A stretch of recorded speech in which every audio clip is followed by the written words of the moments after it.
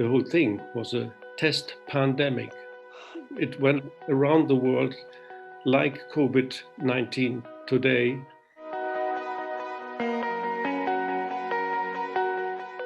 I'm Dr. Sam Bailey, and joining me today is surely one of the world's most critical thinkers when it comes to the analysis of virus epidemics. He has co-authored a book called Virus Mania, which boldly challenges mainstream virology theory. The book exposes the lack of evidence behind many of the claims regarding viruses being promoted by members of the medical establishment and media. Dr. Claus Köhniein, welcome to the show. Hello, how are you? Hi. I'm truly thrilled to be able to talk to you today, Claus, and I suspect this is going to be a really interesting introduction for the people at home who are keen to learn more about the COVID-19 pandemic. Could you tell me a little bit about your background and how you came about to writing your book, Virus Mania? Yeah, well, I'm a very orthodox internal medical doctor. I did my internship in the university in Kiel in the oncologic department. And since 1993, I'm in my own practice here, and I'm treating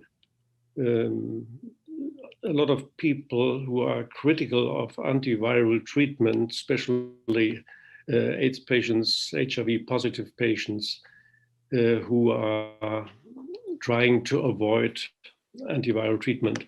And AIDS was actually the main problem which made me writing this book. So it's already 20 years old. So with Torsten Engelbrecht, I wrote this book 20 years ago when the first AIDS patients, or 2 years later, when the AIDS epidemic appeared in the US, and a few years later, we had the first AIDS patients here. And I was at the oncologic department at the university at that time, and I came across with my first AIDS patient who was suffering from a lymphoma. And I asked, and all of a sudden it was told, he has AIDS now. And I asked, how comes he has AIDS now? Yesterday he was suffering from a lymphoma.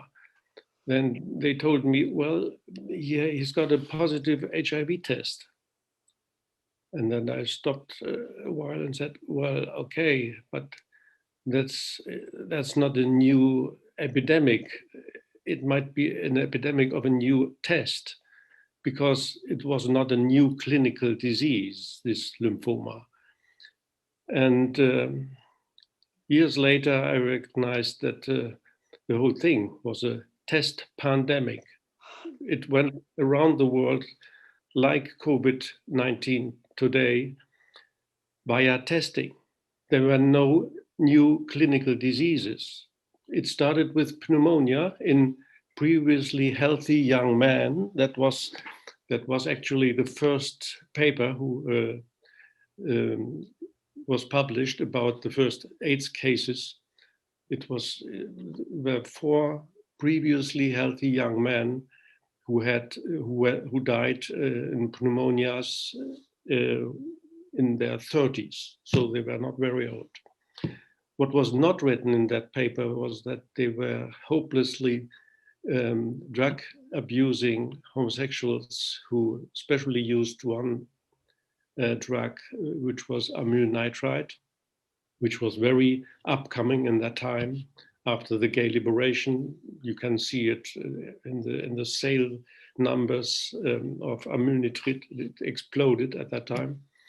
And these drugs are very toxic. They are immunological toxic and they are cancerogenic. And that was the real cause of the AIDS epidemic. In the early days, it was seen as a lifestyle problem. It first was called GRID, for gay-related immune deficiency, which it is still today. But via the HIV test, it spread all over the world. And because the HIV test cross-reacts with tuberculosis antigens, for instance, and lipoarabinomannan, which is a content of the cell wall of fungi also. There's quite a good correlation between tuberculosis and fungal diseases. That's why the distribution of HIV was high in Africa. And after the introduction of the test in Africa, the president of South Africa was told his land is in the grip of a very hard AIDS epidemic, and he didn't notice anything. So he did one thing, which was very clever. He asked his undertakers, how is the situation? Is it booming? Have you a lot of money? And they turned on. They said, there's nothing. We have not more funerals. And the same situation we have now here in COVID. We have no excess mortality in Germany, nothing. I asked our undertakers here in Kiel. They said the first quartile of this year was a catastrophe. Now, I'd like to ask you about the claims of excess mortality from COVID-19 coronavirus. The US, the UK, Brazil, Italy, Spain, France, Belgium, and the Netherlands, for example, have been affected by significant excess mortalities. In the USA and Europe alone, an additional 200,000 people died in the first half of 2020 compared to the same period the year before. Doesn't this show that COVID-19 is a potentially deadly virus? Yeah, well, after the first quartile of this year, which ended in March, I may show you this curve, which is from Euromomo. Can you see that? Yes. Yeah. There you see the yearly excess mortality of the normal flu. Yes. In the years 2017, 2017, 2019, and then you see 2020, and then you see how the normal flu just wanted to disappear in the end of March, and all of a sudden there is this sharp increase in the middle of April. Yes. That's a time when the usual flu is gone, and on accident, a friend of mine showed me some data from the WHO studies, and I saw how when they started the study, they started it in the end of March, starting April. And I looked at the data and I saw that they started it with hydroxychloroquine in a very high dose, 2.4 gram on the first day, followed with 800 milligrams for 10 days. So people had in their blood, after 10 days, they had almost 10 grams of hydroxychloroquine. What would be a normal dose for hydroxychloroquine for people that don't know? Yeah, hydroxychloroquine is an old treatment. We know it for years, and you use it for prophylaxis for malaria. It's quite untoxic. I used it when I went to Singapore or Sri Lanka many years ago. And we also have experience in rheumatoid patients. They also take it for years in a dosage 400 milligrams, 200 until 400 milligrams. That's relative untoxic, so you can take it for years. But this treatment, this hydroxychloroquine has a very short therapeutic range. That means you can overdose it very easily. Mm-hmm. And that happened in April. And this sharp increase is the only explanation, is this dosage of hydroxychloroquine, because we heard it also in Brazil and in England. People were dying like flies in April. I heard it from a friend of mine who takes care of the intensive station here in Kiel. They were telephoning with colleagues in London, and they got the message, well, they are dying here, it's terrible. And they were really anxious here in Kiel as well, that this wave will come to us also, but nothing happened, because we in Germany, we didn't use this high dosage. With regards to potential COVID-19 treatments, there have been several large studies this year, in particular the Solidarity, Discovery, Recovery, and REMAP trials. What is your analysis of these trials? In England, in London, they used the recovery study, was a special English program. They used this high dosage of hydroxychloroquine. And of course, doctors noticed it after a while. And then the studies were stopped. The studies were all stopped all over the world. In Brazil, they stopped the study because of very bad heart complications. That's what I have to say. This hydroxychloroquine, if you use it in this high dosage, it does heart arrhythmias, and it does lethal heart arrhythmias. Right? That's why it is used to, if you want to kill yourself. Yes, yeah, for euthanasia. Yeah, also to kill yourself. And the question is, how could it happen? How could it happen that they take this high dosage? And the leader of this study, Professor Landry, was asked, how could it come that you take this high dosage? And he said, well, COVID-19 is a new disease and we have to start with something. So that was his answer. And another colleague asked him, well, but okay, it's a reasonable answer, but why this high dosage? Then he said, well, he looked how they had treated amoebiasis in the early days, and it was a similar, they took a similar amount of pills. And then the other doctor said, well, I never treated amoebiasis with hydroxychloroquine. We used hydroxyquinoline. I think he confused it. This man is a dangerous man. Yeah. And that's the only explanation I have for this high dosage regime. It is immediately toxic, and you get these lethal heart arrhythmias. It was Boris Johnson, the Minister of the he UK. was in that therapeutic. He was in that therapeutic window, and all of a sudden he has to go to intensive care probably because his arrhythmias were dangerous. But he survived. Not everybody dies from it, but very susceptible, even very old people have the bigger chance of dying from it.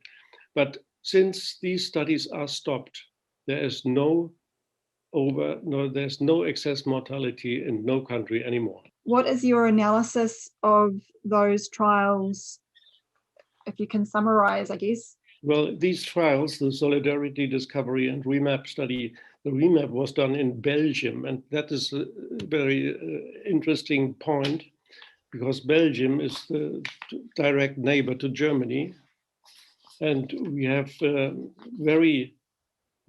I can show you this. We have this sharp increase in Belgium. In the middle one, yeah. In the middle of April. That's quite big. And we don't have it in Germany. So this virus obviously stops at the border. Very convenient. The killer virus stops at the border. There's no other explanation. That it's the treatment which caused this damage. Recently, I read a case report from The Lancet that was published earlier this year describing a 50-year-old man who had fever, chills, coughing, tiredness, and shortness of breath and was diagnosed as having COVID-19. He was then treated with some antiviral drugs, specifically interferon alpha-2b, lopinavir, and ritonavir, an antibiotic, moxifloxacin, and cortisone. Despite all of these treatments, he died 14 days later. This case seems to illustrate how deadly COVID-19 can be, but what do you think? I found this case report in The Lancet, and the problem is when a case report is published in The Lancet, that means that every doctor thinks, well, we can start with such a treatment, because this study was not published in The Lancet to show how damaging this treatment is, but they wanted to show how dangerous is COVID-19, that in spite of this all treatments, the patient died. But you can easily, as a doctor, you know that cortisone in this high doses, they gave him up to 500 milligram cortisone per day. 500. You usually treat 50 milligram, not 500. That stops your immune system completely. So this patient had no chance. You stop the immune system and the virus can do whatever it wants. So this is a therapy. It's driven by fear, because the doctor, like the politician, if you treat too much, you only have a problem as a doctor if you treat not enough. If you do nothing, then and the patient gets worse or dies, then you have a real problem. If you do everything like in that case, and the patient dies, you have done whatever you can, but unfortunately the patient died. But this is the problem in our time, the big danger of overtreatment. The danger of overtreatment is everywhere at the moment, because the pharma industry wants to sell diseases, of course. They cannot earn money with diseases which are self-limiting, like COVID-19 is a self-limiting disease. It comes and goes like the flu. It has not more potential, not more killing potential than the normal yearly flu. That's what the data say now, and even the WHO published it. Look at the last papers from John Ioannidis from the Stanford University.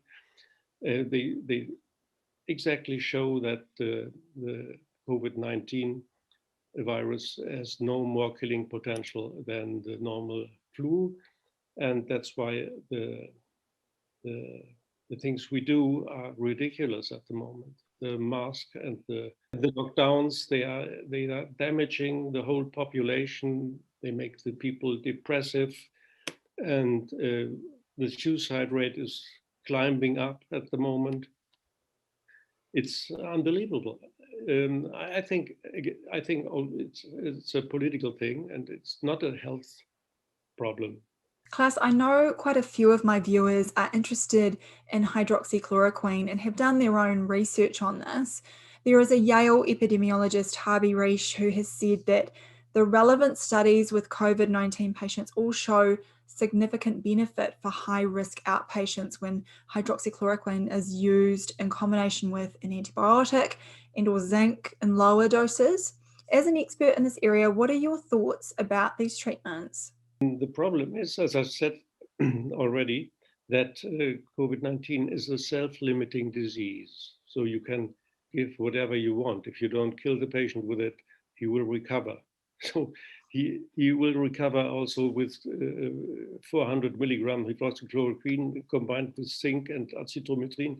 Well, I would treat a patient if he is getting a pneumonia. It's usually a bacterial superinfection.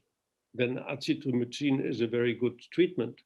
I would do that also if there is a pneumonia. But there are doctors who give it prophylactically and things like that, yeah. And also these studies, I would love to see studies who are placebo-controlled. And we are lacking that. These are studies who show, these are observational studies who show that people recover after this treatment. Well, my patients, I had also some patients who had COVID-19.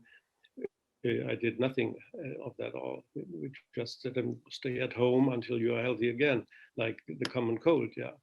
And that works as well. I don't see any sense for hydroxychloroquine because it's still immunosuppressive. We use it in autoimmune diseases. And a professor there in France, Rouault Didier, he experimented with hydroxychloroquine and he did in vitro investigation with it and found out that it has an antiviral effect. And he said, well, I don't need placebo-controlled studies. If I see an in vitro effect, then we can start with it just like that. But if a self-limiting disease is there, like a flu, you have to need a placebo control. And if there is a good placebo control with and hydroxychloroquine combined with zinc and azithromycin is better than placebo, okay, then I would say let's take it. But in the absence of good placebo controls, it's just useless. Do you see any parallels between the overtreatment for COVID-19 patients and the treatment of patients suffering from other potentially infectious or contagious diseases? I coming from the AIDS problem. I would mention that again because most doctors who are at my age, I'm 65 now, vividly remember the time when we treated people with 1,500 milligram of ACT, which was the first drug which was approved treating HIV. And this was announced in the New England Journal of Medicine and in a placebo-controlled trial, which was stopped too early to see the detrimental effect of ACT. But the fear was very great at that time. After this first licensing study, it looked like the Verum group would have a little bit advantage compared to the placebo group. But when you looked at the side effects, you saw that the Verum group only survived because they got life-saving blood transfusion. So it was to see in that group already that the bone marrow got a very bad damage. Yeah, yeah. It was AIDS prescription at that time, the critics called it. But we stopped that treatment 4 years later when the Concord study came. And the Concord study showed the more ACT you take, the more deadly is the disease. All the people who died on AIDS, most of them died 1991. That was 4 years after introduction of ACT. There was a big peak, similar to now to COVID-19, but it was over 4 years. And then we stopped ACT and we got other drugs which had not that side effects. You can ask, how could that happen? The ACT overtreatment. The danger of overtreatment is everywhere. That's why we need these placebo-controlled studies. I hope that the treatments against COVID-19 stops now because of all these bad experiences. And if you look at the mechanism of remdesivir, it's the same thing like ACT. It has no use whatever in a acute viral infection because it is also immunosuppressive. But with remdesivir, if you take 6 pills of remdesivir, you don't die from it. They sell one package for $2,000 Oh my 2,000 gosh. euro. Really? Yeah. Claus, a lot of these medications that are being prescribed for COVID-19 seem to be immunosuppressant. It's the narrative, what they always say, if COVID-19 makes an interleukin storm. But the interleukin storm is nothing more than the defense of the body against viruses. And if you stop that, then you stop the immune response of the host. Yes. That makes it easier for the virus to do damage. So it's the wrong way. And it's always, you can say it for everyone, it's always a wrong way to fight against viruses. We have to live with them. That's the story behind our book. You have to live together with viruses and you cannot fight against them. It's useless, it's damaging the host. That's all what you get. The WHO study now shows a big disappointment is the bad results of remdesivir. Given what we know so far, what treatments, if any, do you think should be used for suspected COVID-19? As I said, there is no treatment against COVID-19 at the moment, and that's what the German paper of doctors said, the Deutsches Ärzteblatt. And I wrote a letter to him and asked him, yeah, when there is no treatment against COVID-19, but there are many treatments which are obviously used uncontrolled. All these treatments are uncontrolled. Or if they are controlled, after a while you see that it was not good, that they are negative, the studies. That means they did damage. That's a problem. Treating COVID-19 is to rest, and like you do it in the flu. You shouldn't treat the flu. The Tamiflu, which they try to mark every year again, it doesn't work. It never worked. And that's the message. You cannot fight against viruses. You have to relax and you recover because you have an immune system and that works. And this was the big lie which Fauci spread in the world. Fauci is a very well-known immunologist. He's responsible for the ACT disaster in the beginning 90s. And he is now again there and says, well, this virus is such a terrible foe. Humanity has no immune system against it. And it is completely nonsense. We have a very good immune system. We are not dying from infectious diseases at the moment. We have other problems. We're dying of cancer and heart diseases, but not on infectious diseases. Yeah. And also this virus is not a big problem for us. It's just a virus, a coronavirus, like we have it every year, but we don't measure it every year. And now the problem is that the world is testing against COVID-19. If you would stop the test, you would see nothing anymore. The epidemic would be gone, and nobody would see that there is any problem. But that's what they obviously don't want. Governments, they have to show that there's still something, but otherwise they would have to admit that they had a massive overreaction, and all these lockdowns were wrong. Were wrong. And that's what they don't want to admit, of course. And they want to do the vaccine, of course. The vaccine. So can we, before we, yeah. I wanted to ask you, Claus, about this. So what about vaccines? Can they be a solution for coronaviruses? Probably not, because we looked at the data already, whether you get antibodies after. I had some patients who had antibodies after infection, but 3 months later, there were no antibodies anymore. So you have no lifelong immunity against it. And I wonder how they want to do it with a vaccine, or you do it every year again, like the flu. But you want to vaccinate the whole humankind, 7 billion people. Yeah. So, well, it's good business, of course. I believe it is very dangerous, of course, because this is now a fast-track procedure. And in a fast-track procedure, catastrophe is there, of course. Even if you have only 1% problems, that's a lot. If you vaccinate the whole world, Yeah, I agree with you. A question that is close to my heart is in regards to the accuracy of the COVID-19 PCR test. I've made several videos pointing out the shortfalls of the PCR test and some of the COVID medical advisors to the New Zealand government were apparently very unhappy about this. I would love to hear your opinion about the COVID PCR test. I'm one of those who know Kerry Mullis personally. We had he's the inventor of the PCR test. Yes. Kerry Mullis, everybody knows him. He got the Nobel Prize.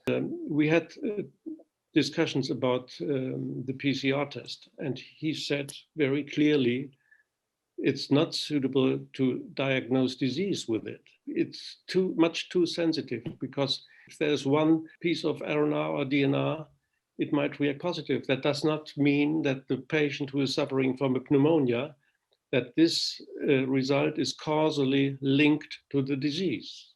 That's the big misassumption what people are seeing at the moment.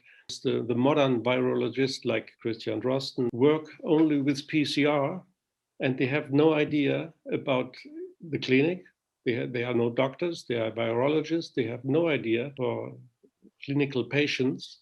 That's what Torsten admits himself. Well, I'm not a doctor. I have no idea about clinics. I'm a virologist. But these virologists only make the invoice without the host. The host has an immune system against the viruses and whatever they measure with their PCR tests.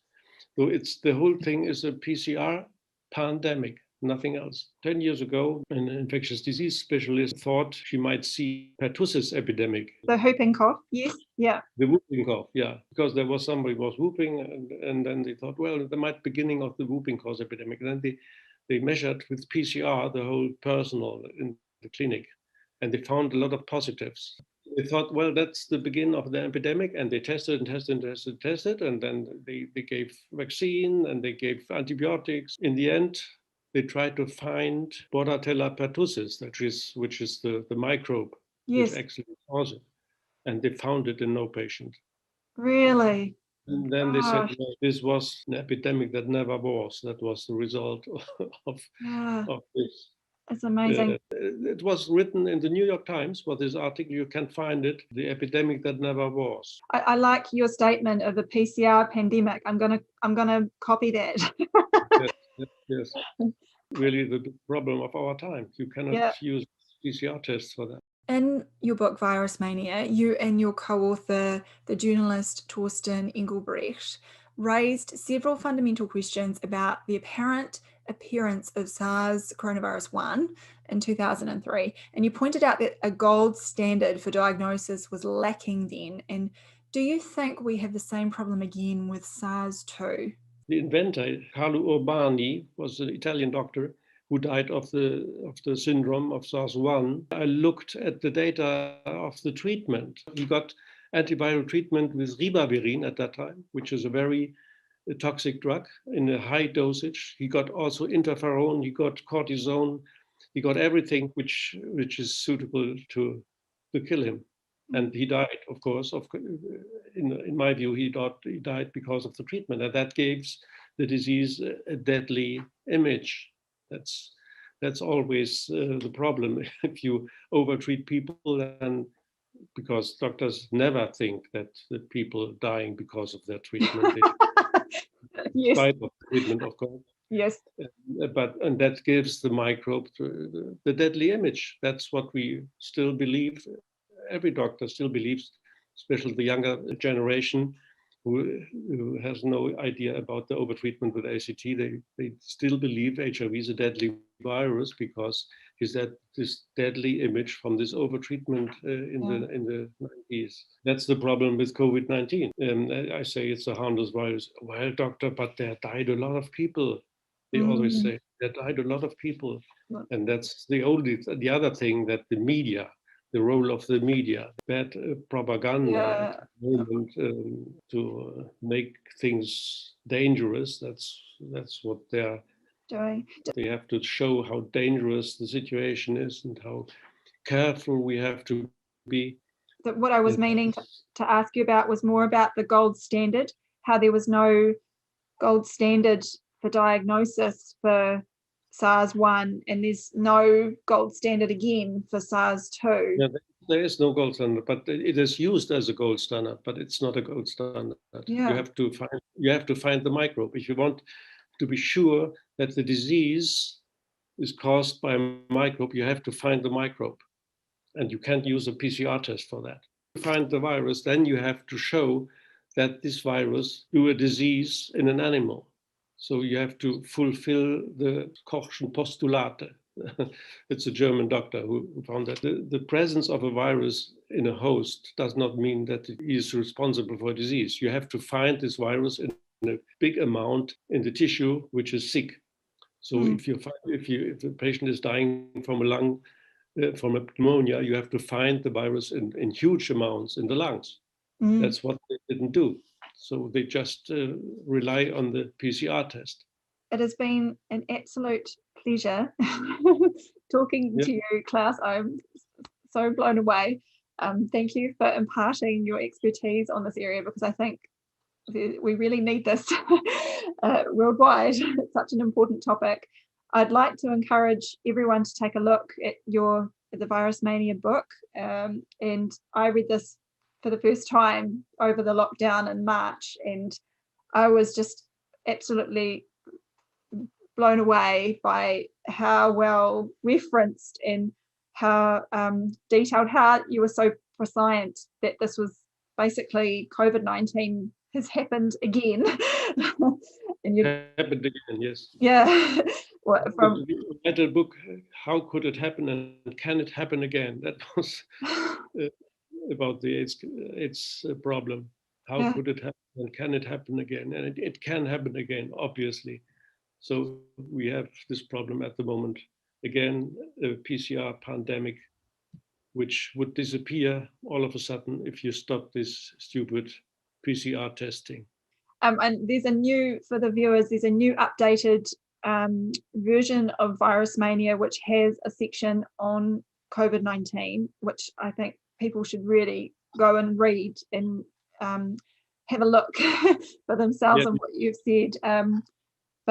And I'll link in the description about where to purchase it and things. Thank you so much, Claus, for your time talking to me. I really appreciate it. I know you're such a busy man. Yeah, I thank you very much for your time. Thank you, Dr. Claus, and hopefully I can see you in person one time in the future. Bye-bye. Yeah. Thank you. Okay.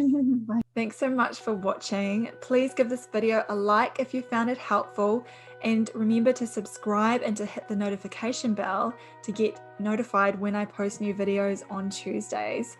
Also, please hit me up in the comments and let me know your thoughts on this, about overtreatment of COVID-19, the PCR test, anything that you think's relevant. And please also check out my playlist on coronavirus. Thanks so much for watching, and I look forward to seeing you again soon.